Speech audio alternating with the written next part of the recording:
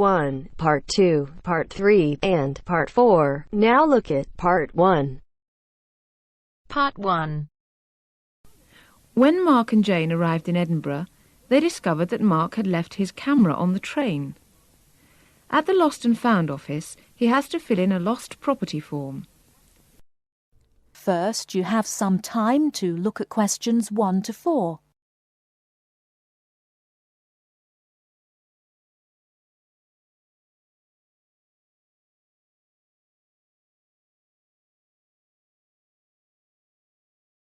Now we shall begin. You should answer the questions as you listen, because you will not hear the recording a second time. Listen carefully and answer questions 1 to 4. Good evening, sir. Can I help you? Yeah, I think I left my camera on the train from London early today. Did you, sir? Oh, well. In that case, we'd better fill in a lost property form.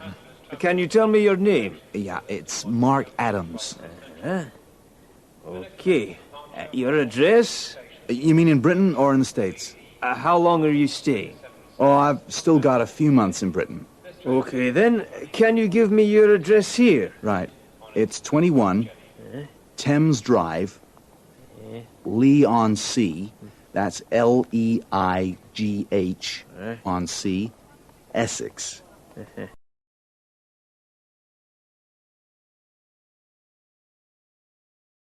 Before you hear the rest of the conversation, you have some time to look at questions 5 to 10.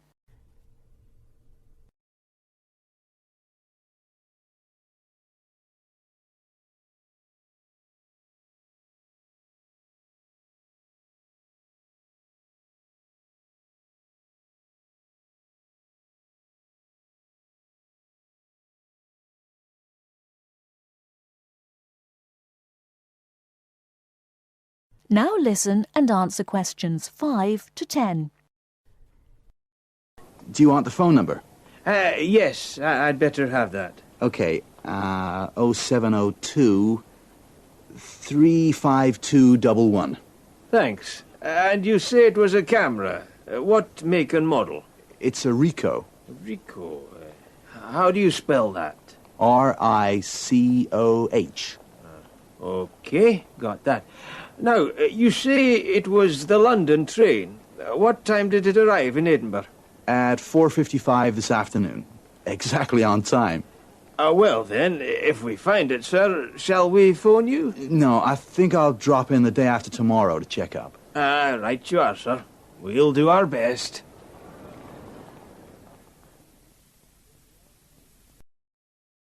That is the end of Part 1.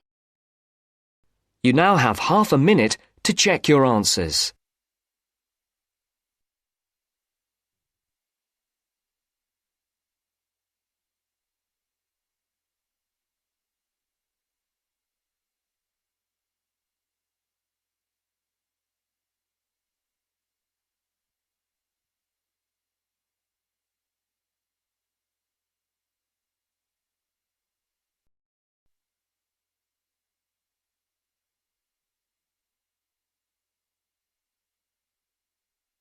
Now turns to Part 2. Part 2. She's going to talk to us today about the pleasures of running her own business. First, look at questions 11 to 14.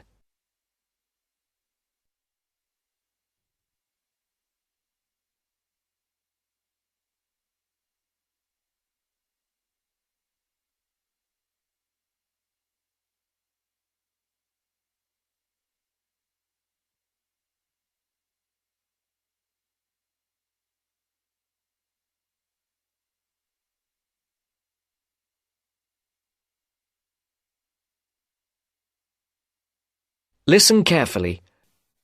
Good morning and welcome to this month's Small Business Club meeting. I'm very pleased to welcome Amy Lynn, who owns and runs a catering business in the local area. She's going to talk to us today about the pleasures of running her own business. Amy. Thank you very much.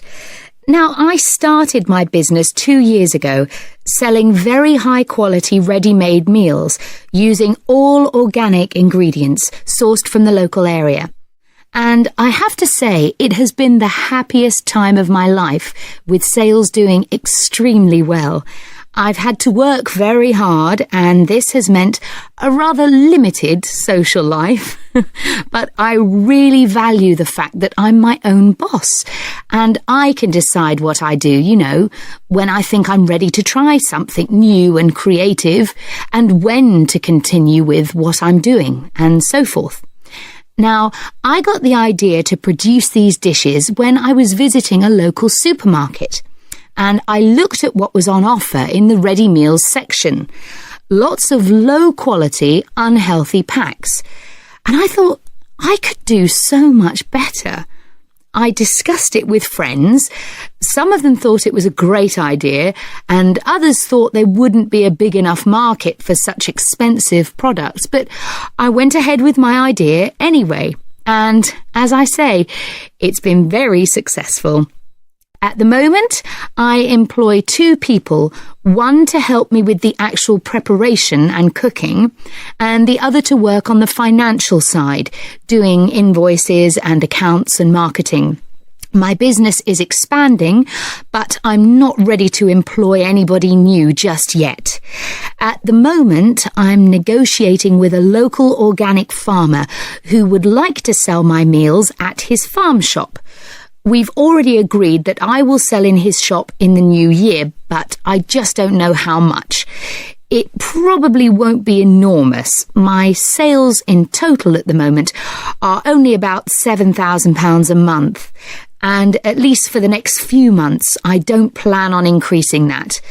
I think the thing which will make me take on new staff is if I just feel too exhausted and stop enjoying what I'm doing. And plans for the long-term future are a little vague at the moment.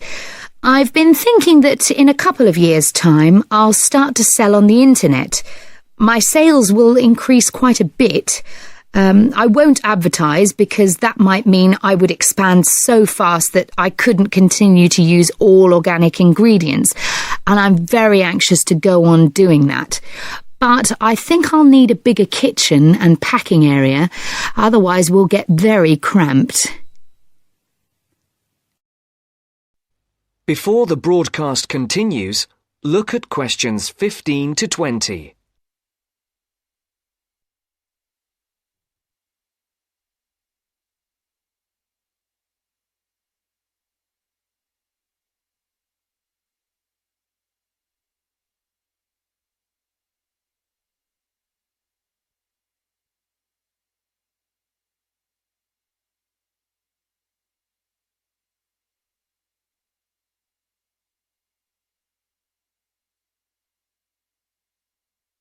You will now listen to the second part of the talk.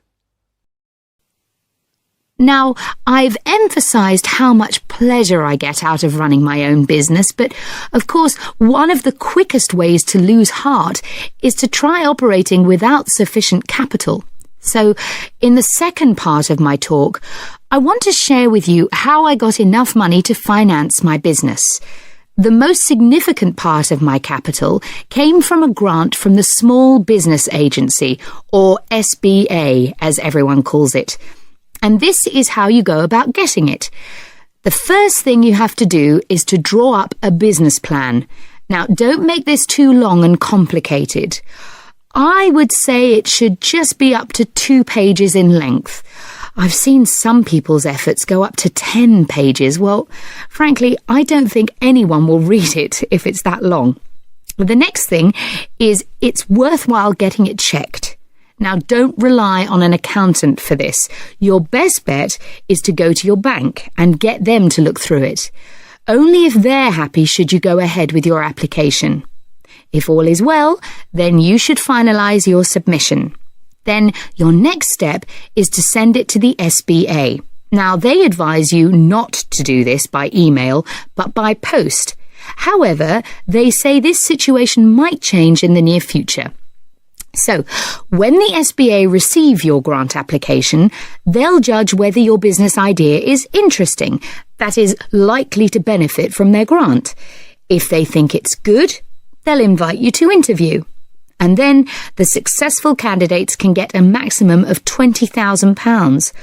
I got £18,000, which wasn't quite the top amount, but still enormously useful, as you can imagine.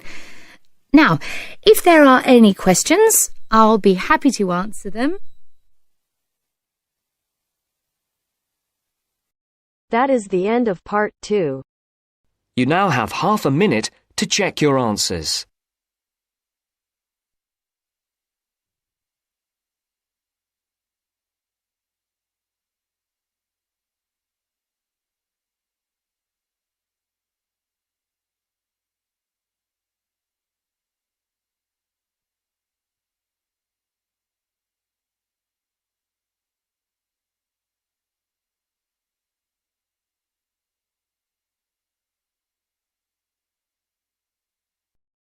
Now turns to part 3.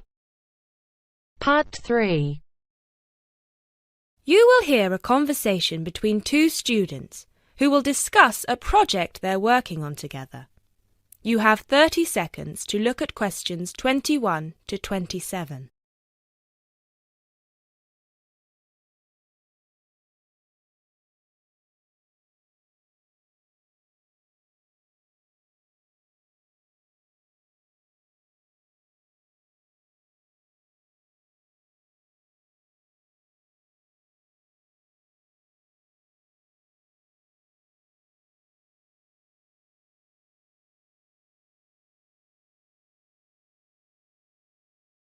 Hey Jess, glad you could make it. We've got a lot to discuss. Hi Matt. Yes, sorry I'm a bit late. I did bring all my notes with me. Yes, me too. Where shall we start? Well, I think it would be a good idea to clarify our objectives just one more time. Yes, good idea. Okay, here we are. We need to record, photograph, and identify the plant species in 10 1-square-meter plots. Does it say anything about where these plots should be and how they should be laid out? Ah, here it is. It says that all the plots need to be no more than 10 meters apart. And how do we choose them? Ah, this is the fun part. I remember this. Here we are. Make a 1-meter square frame using bamboo sticks available from the department stores. Yes, we've already done that. I know, I'm just reading the whole section. Okay. One person stands roughly in the middle of the chosen area and throws the frame.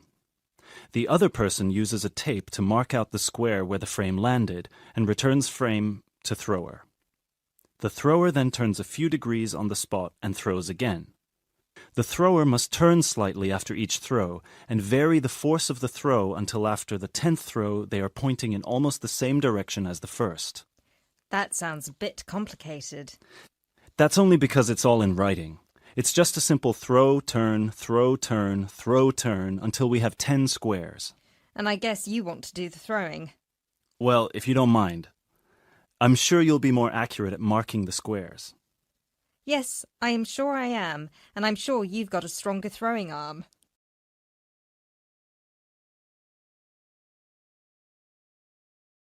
You now have 30 seconds to look at questions 28 to 30.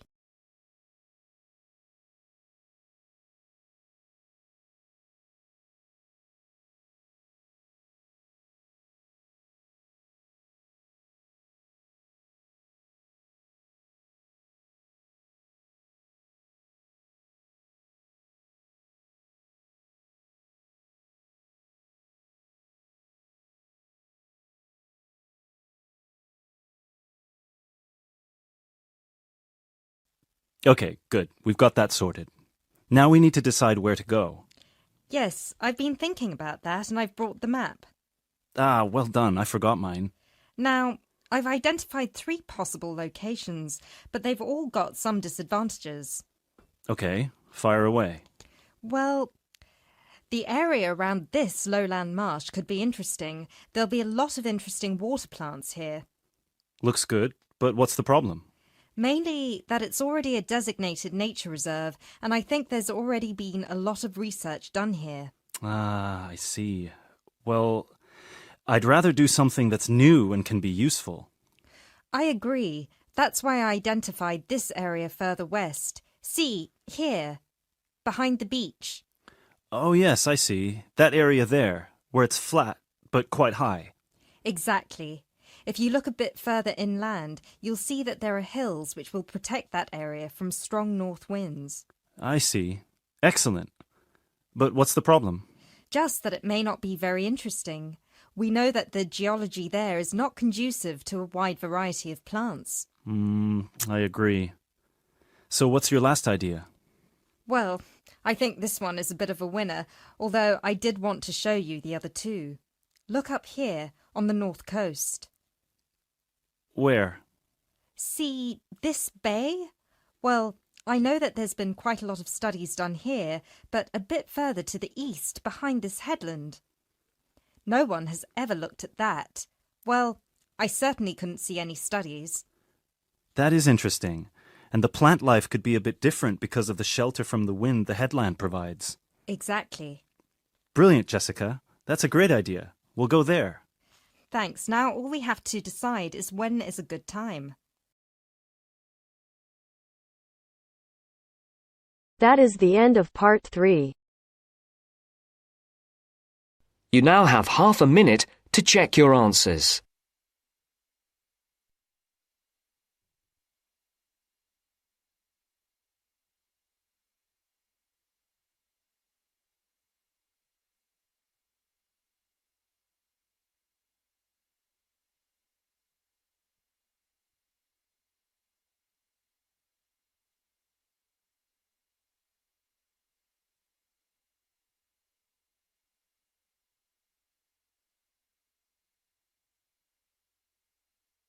Now turns to part 4.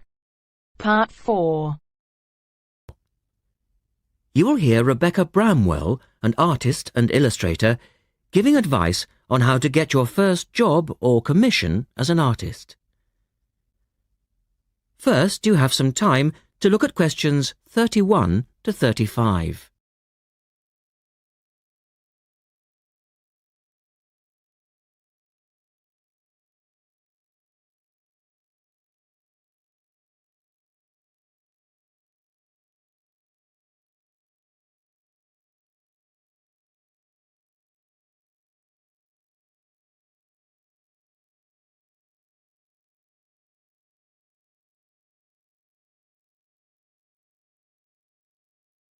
Now listen carefully and answer questions 31 to 35.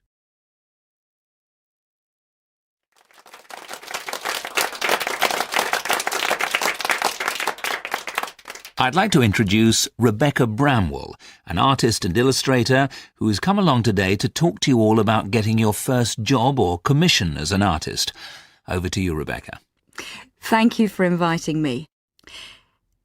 I remember when I graduated back in 1983, I was very excited about getting my first commission.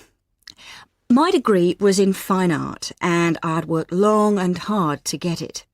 I was an enthusiastic student and I never found it difficult to find the incentive to paint. I think as a student you're pushed along by fellow students and tutors and the driving force is there.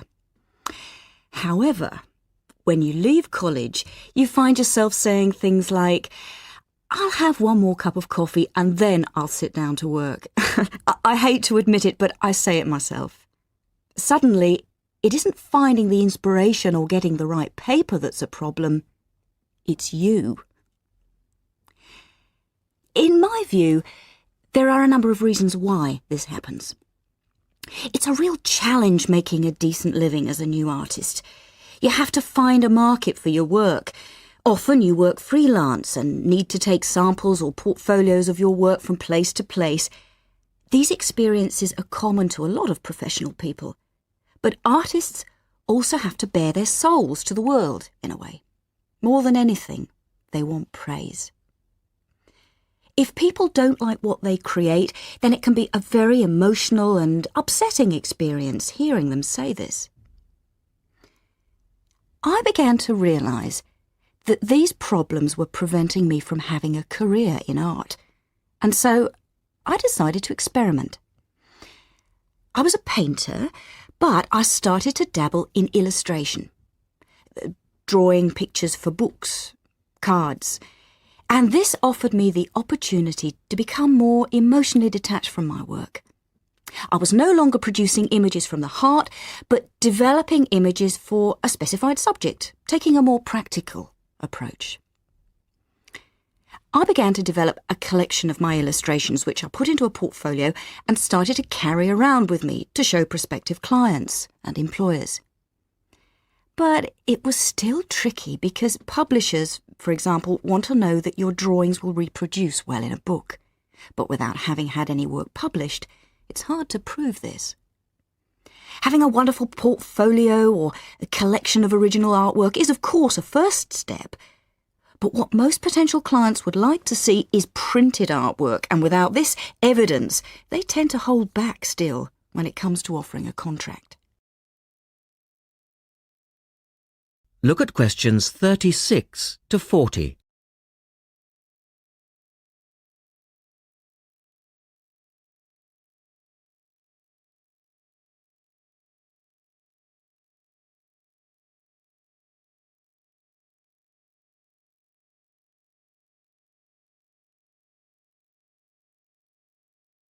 Now answer questions 36 to 40.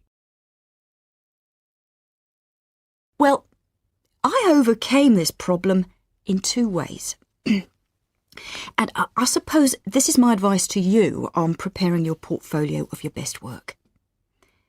The first way was by submitting my work for a competition. And the one I chose was for a horoscope design and was sponsored by a top women's magazine. There are a few of these competitions each year, and they offer new illustrators an opportunity to showcase their work. The other approach I took was to design and print some mock-up pages of a book. In other words, I placed some of my illustrations next to some text in order to demonstrate how my work would look when it was printed. Perhaps I was lucky in that I had taken a degree that provided me with all-round creative skills so that I could vary my style and wasn't limited to a certain technique. Now, I think that is important. The art world and many other creative fields do try to pigeonhole people into snug boxes with an accompanying label. Now, I think you should try to resist this if you feel it happening to you. If you don't, you'll find it difficult to have new work accepted if you try to develop your style at a later stage in your career. Nevertheless, when you start out, and particularly when you're going for an interview, it's important not to confuse people by having a lot of different examples in your portfolio. One remedy for this is to separate your work into distinct categories. In my case, I did this by dividing my design-inspired illustrations from my paintings. It's then easier to analyse the market suited to each portfolio, such as magazines, book jackets, CD covers, etc. Working under two names is also useful, as it clarifies the different approaches and offers a distinction between them. I think it's been hard for artists to be recognised in anything other than the pigeonholes that they've been placed in. But luckily, these barriers are slowly being demolished. So I really do wish you all the very... That is the end of part 4. You now have half a minute to check your answers.